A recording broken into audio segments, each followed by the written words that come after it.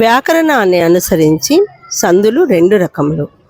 ఒకటి సంస్కృత సందులు, రెండు తెలుగు సందులు. సంస్కృత సందుల్లో మొదటి సంధి సవర్ణ దీర్ఘ సంధి. ఇప్పుడు మనము సవర్ణ దీర్ఘ సంధిని గురించి తెలుసుకుందాం. Good evening to everyone. This is Jeevanasri. I am from grade 8. Today I am going to tell about సంధులు. సవర్ణ దీర్ఘ సంధి సూత్రము. ఆ ఈ ఊరులకు వరుసగా అదే అచ్చులు పరమైన వాటి దీర్ఘాలు ఏకాదేశమగును.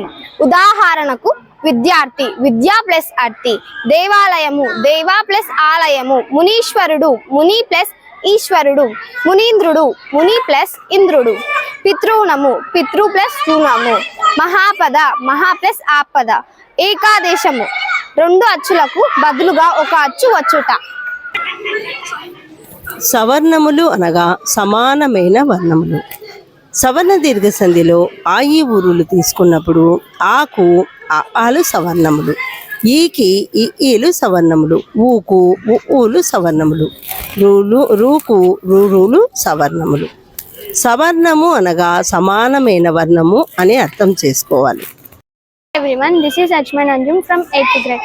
Today I am telling about గుణసంధి. గుణసంధి అకారానికి ఈ ఊరులు పరమైతే ఏవో అరులు ఏకాదేశంగా వస్తాయి. గుణసంధి ఉదాహరణలు: దేవా ప్లస్ ఇంద్రుడు, దేవేంద్రుడు. చంద్రోదయము, చంద్ర ప్లస్ ఉదయము.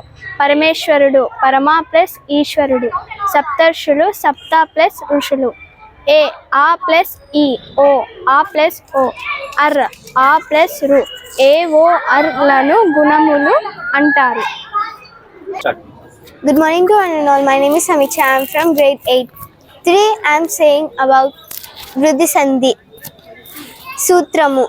ఆ కరమునకు ఏ ఐలు పరమైన ఐకారము, ఓ ఔలు పరమైన ఔకారము ఏకాదేశమగును. ఉదాహరణకు లోక ప్లస్ ఏక, లోకైక. మహైశ్వర్యము, మహా ప్లస్ ఐశ్వర్యము. వనౌషధి, వన ప్లస్ ఔషధి. దివ్యౌషధము, దివ్య ప్లస్ ఔషధము. గమనిక: ఐ ఔలు వృద్ధులు. Thank you.